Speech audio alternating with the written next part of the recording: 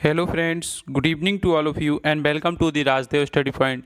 आज के सेशन में मैं आप लोगों के लिए जो बुद्धि की बहुत ही इम्पोर्टेंट परिभाषा है उनको यहाँ पर लेकर आया हूँ और आज हम ट्रिक के माध्यम से सारी डेफिनेशन को याद करेंगे और एक एक डेफिनेशन को बहुत अच्छे से पढ़ेंगे क्योंकि इनमें से एक डेफिनेशन हमसे आएगी ही। ठीक है, तो हम सारे क्वेश्चनों को, जो सारी परिभाषाएं, उनको ट्रिक के माध्यम से याद करते हैं। ठीक है, तो बने रहें वीडियो में। और अगर वीडियो में पहली बार आ रहे हैं तो प्लीज़ आप चैनल को सब्सक्राइब कर लीजिए और बेल आइकन को भी दबा दीजिए। इससे क्या होगा, आपको हमारे आने वाले वीडियो का नोटिफिकेशन भी मिलता रहेगा। तो आज का जो हमारा जो परिभाषा है, तो आज की जो हमारी पहली डेफिनेशन है ये इम्पोर्टेंट है, बकिंघम की बहुत ही इम्पोर्टेंट है और ये पूछी भी गई है, इसलिए मैंने जो इम्पोर्टेंट वही शामिल किए और ऐसी नहीं है क्योंकि डेफिनेशन तो बहुत हैं, पर जो पूछी जाए एग्जाम की दृष्टि से महत्वपूर्ण उन्हीं को मैंने शामिल किया है। तो जो है परिभाषा पहली है बकिंघम के अनुसार। तो बकिंघम ने क्या कहा है, सीखने की शक्ति बुद्धि है।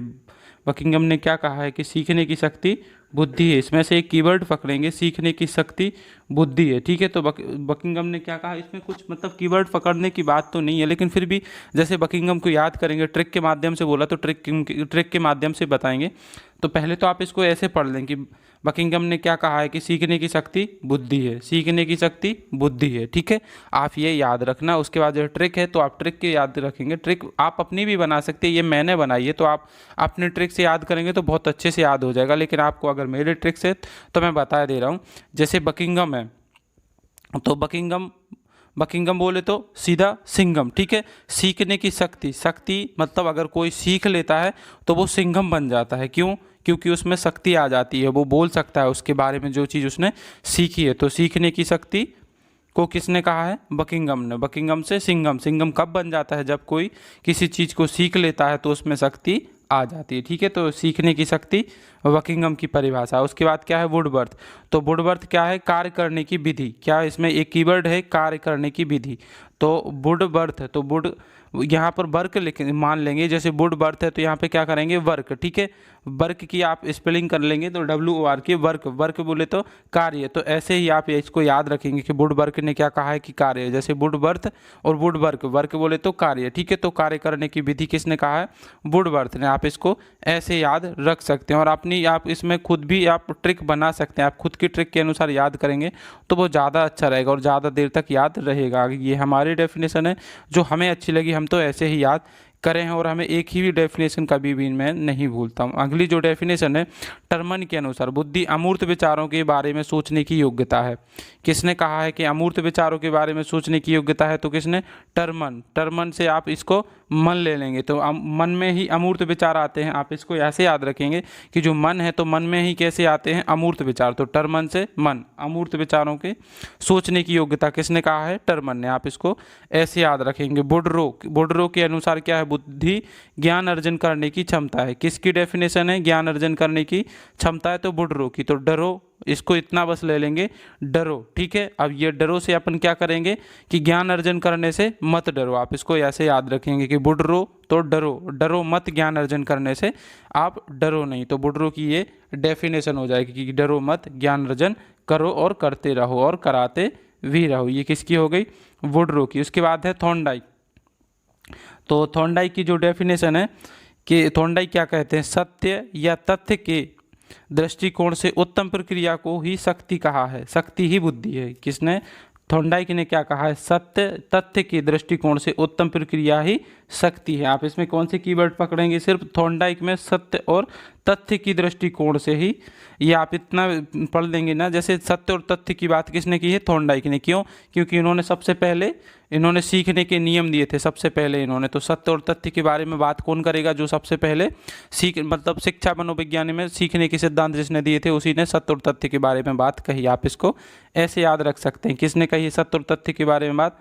किसने सबसे पहले सीखने के नियम दिए थे? तो थॉर्नडाइक ने। उसमें आप ऐसे याद रख सकते हैं। फिर उसके बाद में रायबर्न के अनुसार बुद्धि वह शक्ति है जो समस्याओं का समाधान करने और उद्देश्य को प्राप्त करने की क्षमता है। आप इसको ऐसे याद नहीं कर पा रहे हो तो आप इसको, वैसे रायबर्न की इतनी इंपॉर्टेंट नहीं है लेकिन आप इसको फिर भी याद करना है क्योंकि परीक्षा में आने की संभावना इस बार है, क्योंकि अभी तक इसको नहीं पूछा गया। देखो, पूछी भी जा सकती है। ठीक, तो क्या कहा है रायबन ने, पढ़ते हैं कि बुद्धि वह शक्ति है जो समस्याओं का समाधान करने और उद्देश्य प्राप्त करने की क्षमता है। समस्याओं का समाधान करना और उद्देश्यों को प्राप्त करना किसके, रायबन के अनुसार। तो रायबन से आप रावण को याद रख सकते हो। तो उसके लिए सबसे बड़ी तो क्या, सीता को हरण करके क्या किया था, एक तो समस्या बना ली थी। तो ठीक है, तो समस्या का समाधान उसने क्या निकाला था कि अब तो सिर्फ मृत्यु हुई हमारा एक उद्देश्य है, हमें सिर्फ मोक्ष पाना ही है, तो सिर्फ भगवान श्री राम से ही मोक्ष पाएंगे। तो उसने ऐसी ही समस्या अपने सिर पर ले ली थी, क्योंकि उसने समस्या इसलिए ली क्योंकि उद्देश्य उसका क्या था, मोक्ष प्राप्त करना। तो ऐसे अपन रावण से रावण, रावण या रायबन, तो इसको ऐसे याद रख सकते हैं कि रावण ने समस्या क्यों ली थी, क्योंकि उसका उद्देश्य क्या था, उसको सिर्फ और सिर्फ क्या पाना था, मुक्ति पानी थी, सिर्फ श्री रामचंद्र जी के हाथों से। ठीक है, तो इसलिए उसने समस्याओं का समाधान और उद्देश्यों को प्राप्त करना, आप ऐसे याद रख सकते हैं। ये हमारी मतलब अपने अनुसार आप इसको याद रखेंगे, हमने अपनी ट्रिक बनाई है तो हम इसको ऐसे ही याद करके रखे हैं। आप दूसरी देखेंगे गाल्टन के अनुसार, जो गाल्टन है तो गाल्टन ने क्या दी है, बुद्धि को पहचानने तथा सीखने की शक्ति है। बुद्धि को पहचानने तथा सीखने की शक्ति किसने कहा है, गाल्टन ने। अब इसको कैसे याद रखेंगे, एक बच्चा है, अब वो स्कूल में पढ़ने नहीं आता, तो आपने उसको क्या बोला कि आप स्कूल क्यों नहीं आते, तो वो आपको पहचान नहीं रहा क्योंकि वो स्कूल नहीं आता। जैसे आपने उसको गाल पे उसको एक रख के दिया तो वो पहचानने लगा और वो सीखने भी लगा कि ये हमारे सर हैं। ठीक है, तो गाल्टन मतलब गाल पे पढ़ने के बाद में पहचानने लगता है कि ये कौन है। ठीक है, आप इसको ऐसे रख सकते हो कि बुद्धि पहचानने तथा सीखने की शक्ति है। ठीक, उसके बाद क्या है, विनय।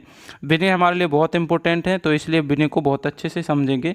और इसकी मैंने जो ट्रिक बनाई है बहुत मज़ा भी है और इसको आप याद भी रख सकते हैं। जैसे विनय क्या कह रहे हैं, बुद्धि इन 4 शब्दों में निहित है। तो सबसे पहले तो आप इन 4 शब्दों को देख लीजिए, कोई क्या क्या बताया उन्होंने, ज्ञान, आविष्कार, निर्देश और आलोचना। तो ये 4 शब्द जहाँ भी आ जाए तो वो किसकी डेफिनेशन हो जाएगी, विनय के अनुसार डेफिनेशन हो जाएगी। ये तो हो गया सीधा सीधे आपको याद करना, जैसे बता दिया कि किसने कहा है कि बुद्धि में 4 शब्द निहित हैं, ज्ञान, आविष्कार, निर्देश और आलोचना, तो विनय। लेकिन आप इसको ऐसे याद कर सकते हो विनय को, विनय मतलब इसको जैसे जो राजस्थान या मारवाड़ के लोग जो दूल्हे को क्या बोलते हैं, बीन बोलते हैं, तो आप इसको क्या रख सकते हैं, बीन, या इसको विनय को क्या बोल सकते हैं, बीन। ठीक है, जैसे ही आप देखें कि बीन, तो बीन मतलब दूल्हा, तो दूल्हे में सबसे पहले क्या देखा जाता है, तो सबसे पहले दूल्हे में क्या देखते हैं कि वो ज्ञानी हो, मतलब ज्ञान हो उसमें। उसके बाद आविष्कार मतलब वो कुछ करता हो वो।